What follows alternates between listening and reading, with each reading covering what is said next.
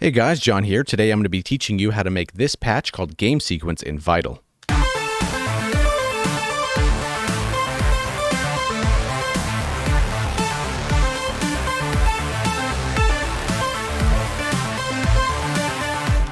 Alright, so let's dive into this. So let's turn off all these effects first so we can kind of focus on what's actually happening. So let's turn off Oscillator 3, turn off number 2, and let's focus on 1 and let's bypass this pitch modulation here. So it sounds basically just like this for this first oscillator. So the first thing you're going to notice is that this oscillator is panned to the left-hand side, so the left speaker only, and it's getting detuned by -5 up here on the right-hand side. Not semitones, but the fine-tuning right here. And this saw wave is basically just the standard init saw wave with a little bit of the form scale warping at about 64.5%. And you can change that one to taste. That one's not really as crucial as exact as the other modulations on here. This has 7 voices, and I detuned the unison by just 1%, so it's not at the standard 20, and the phase is 232. Next up, we have Oscillator 2, and this is going to be pretty much the same thing, but just this one's going on the right-hand side. Also 7 voices, but I didn't change any of the default unison tuning. And then the phase is 247, so slightly different, but for the most part, it's kind of the same thing. And those together sound like this. And then number 3 is kind of also the same thing, but just down 1 octave here as well. And a little bit of a difference here is that this unison detuning, I brought it all the way down to 5% because I didn't want them to sound so detuned on the low end. I didn't want the lows to be too out of sync with each other, if that makes any sense. Now with all 3, it sounds like this. So you kind of have a full type of sound with this as well.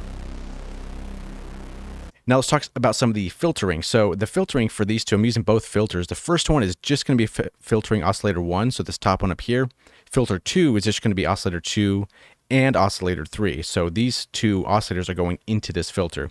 Now the interesting part about this modulation is I have the standard LFO at 1/1 frequency, so that's speed. Now these modulations are the same thing but opposite of each other. So the cutoffs are probably about, what, 6.9, and then the other one's 6.7. And this one's getting modulated by the LFO -20 on the left-hand side, and on the right-hand side it's +20. So it's kind of doing the same thing but in opposite ways to give it more of a stereo motion. And both filters are analog 12 dB.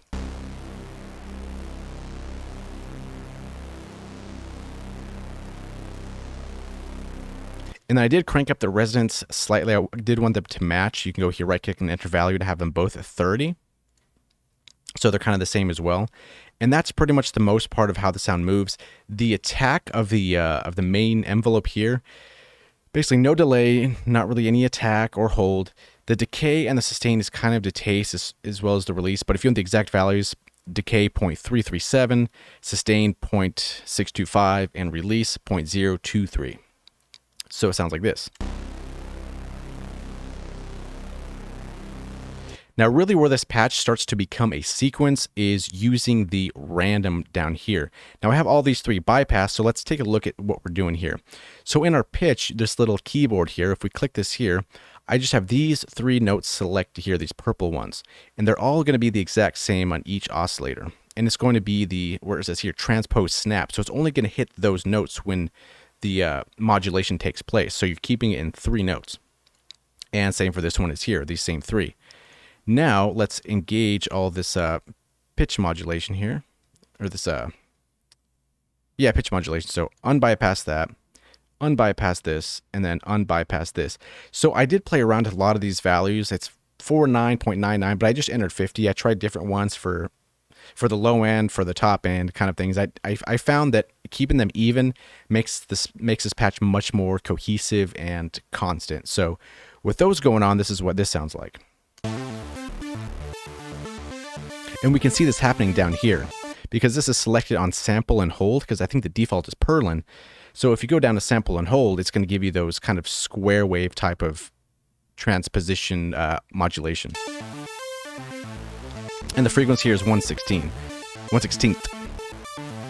So this is going to be where you would decide how fast you want these notes to hit. So if you want it a little bit slower, if it's too fast for you, you can go down to 1/8.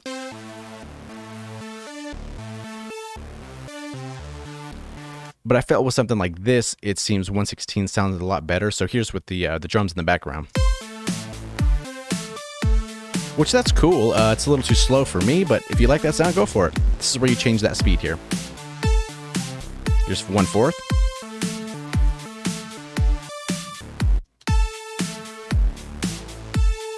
So a little too slow. I kind of do prefer the 1/16. And if you had like 5 or 6 energy drinks, go up to 32. And just vibe to that. So that's basically the creation of the sound. Now the effects is where it takes it to the next level. So let's go back to our pattern, just listen to what's going on with the synth itself. All right, so effects here. So the first thing I have is a chorus. And I really didn't change much on this chorus itself. Feedback, 40%, I think that's standard. Mix 32, cutoff 59.36, spreads at 1, depth 50, delay 1.953, and delay to 7.812. Like I said, I didn't really mess with this as well. Maybe the mix a little bit, but I felt like it was just right for the sound. You don't always have to turn the knobs if something sounds good, so it sounded good. And then next up we have a compressor. Multiband. So these were kind of to taste, and I put this on, and then once everything's kind of done, I kind of did some small adjustments a little bit later. So I would say once you have your effects, maybe you can go in later and kind of tweak this to your liking. But for example, this is kind of what that looks like. Attack 50 releases 50.50, which I believe is still default. So next up we have the delay. I changed this to mid ping pong because I like the sound, especially for this patch, and it has a good amount of delay to it. So it kind of like bounces left, middle, right, middle, left, middle, so on and so forth, and it gives you more of a bigger stereo feel, I kind of felt like.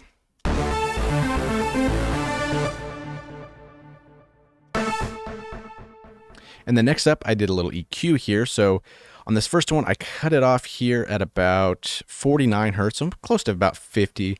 Gave a little bit of resonance boost there to kind of get those low ends a little bit higher. And then generally for this low mid here, around like 264, I kind of brought it down so it's not as muddy. And then on the highs, I brought that up so you can hear a little bit of that sparkle.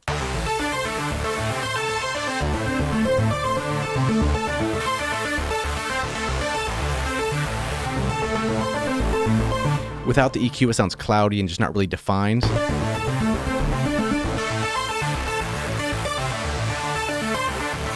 And there it sounds a lot better. You still get the lows, the really low lows, and then you still get you get a little extra high, so it sounds more crisp and clear, but also fat at the same time. And I think what really ties this in is going to be the distortion here. So take a listen to the difference.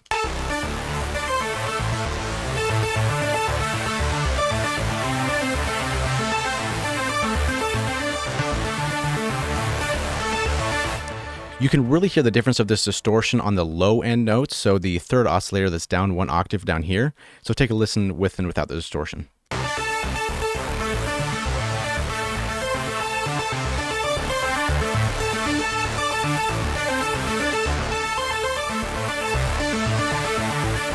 And I tried a few of the different distortion models, but I did find that the Seinfeld sounded best for this patch.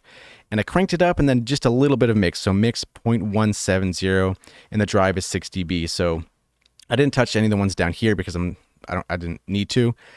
So I felt this distortion here was better, and a little bit goes a long way. I just kind of wanted it more for the characteristics, not really to just distort the sound, but just to kind of highlight it a little bit, if that makes sense. So that's basically this patch in a nutshell.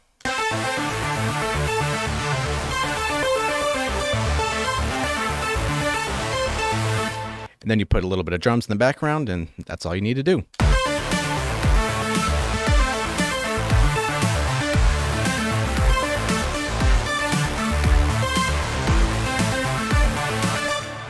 All right, thank you guys for watching, and look forward to more videos coming soon.